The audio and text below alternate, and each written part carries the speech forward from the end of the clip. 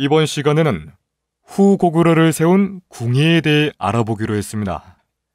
먼저 궁예가 살던 시대는 어떤 시대였는지를 알아보겠습니다. 먼저 궁예가 살던 시대는 어떤 시대였는지를 볼까요? 한반도에 고구려, 백제, 신라가 세워졌던 삼국시대입니다. 이후 신라와 당나라 군대가 손잡고 백제, 고구려를 멸망시킵니다. 그 후 북쪽에는 발해, 남쪽에는 신라가 한반도를 다스리는 남북국 시대가 시작되었습니다. 남북국 시대 초기에 신라는 나라를 아주 잘 다스립니다. 그래서 도읍이 동남쪽에 치우쳐 있었음에도 불구하고 왕의 말을 잘 따랐습니다. 하지만 차차 세월이 흐르면서 경주 주변 이외 지역의 귀족들이 왕의 말을 듣지 않습니다. 그냥 제멋대로 나라를 다스리니 백성들만 힘겨운 세상이 되었습니다. 여기에 중앙에 있던 귀족들이 서로 왕이 되려는 다툼이 심해지면서 왕이 아주 자주 바뀝니다. 띵까띵까 노는 귀족들의 모습이 보이시죠? 궁예는 이런 시기에 태어났습니다.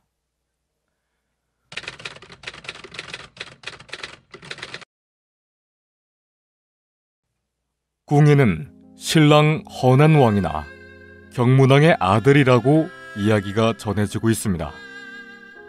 이게 무슨 말일까요? 사건의 시작은 이렇습니다. 허난왕의 후궁 중 한 명이 아기를 낳았습니다.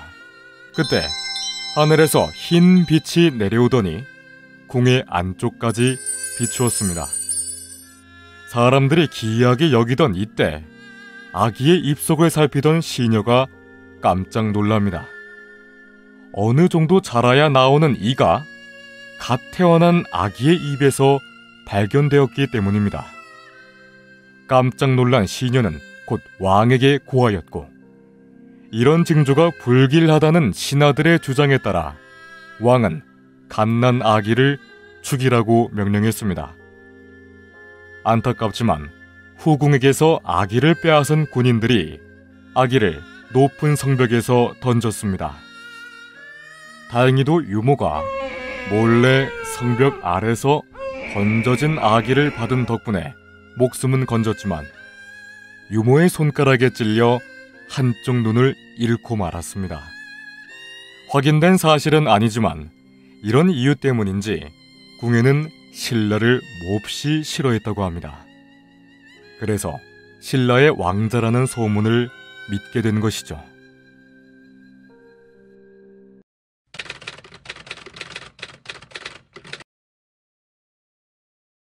그렇다면 궁에서 쫓겨난 궁예가 어떻게 나라를 세웠을까요?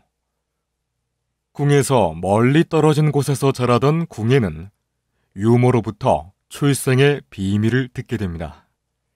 그러자 사람들의 눈에 띄지 않는 강원도의 절에서 숨어 살면서 활쏘기와 무예를 연마했습니다. 어느덧 세월이 흘러 늠름한 청년으로 자란 궁예는 부족한 왕이 다스리는 신라 백성들의 비참한 삶을 보게 되었습니다. 그리고는 결심을 합니다.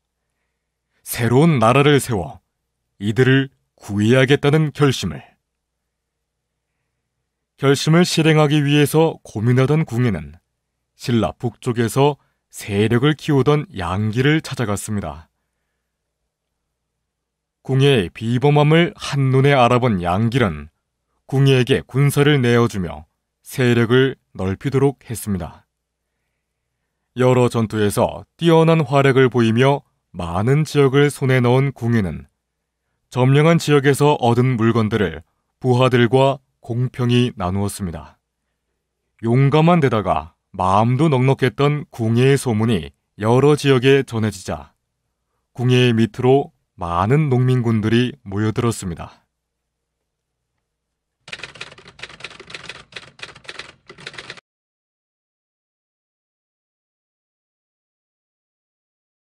901년, 마침내 궁예는 송악을 도읍으로 삼고 후고구려를 세웠습니다.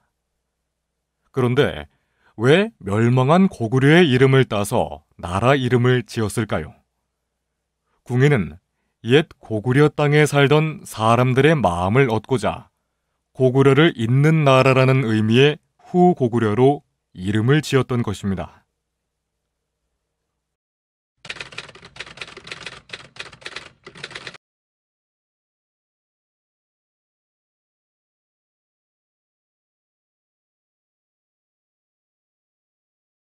후고구려를 세운 궁예는 점점 포악해졌으며 스스로를 미륵불이라고 부르며 신으로 모시게 했습니다. 그리고는 거짓말을 하거나 죄를 지은 사람들을 관심법으로 찾아낸다고 하며 자기 마음에 들지 않은 사람들을 마음대로 죽였고, 이것이 심해지면서 자신의 아내와 두 아들을 죽일 정도가 되었습니다.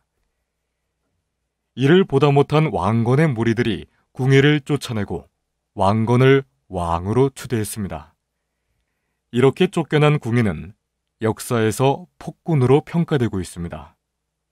하지만 왕건이 고려를 세우고 후삼국을 통일할 수 있었던 바탕은 궁예가 세운 나라 덕분이었습니다. 이것만 보더라도 궁예를 폭군으로만 평가해야 할까요? 만약 궁예가 왕건 무리를 이겼더라면 역사에는 어떻게 평가되었을까요? 역사는 승자의 기록이라는 말을 떠올리며 그것이 알고 싶다를 마치겠습니다.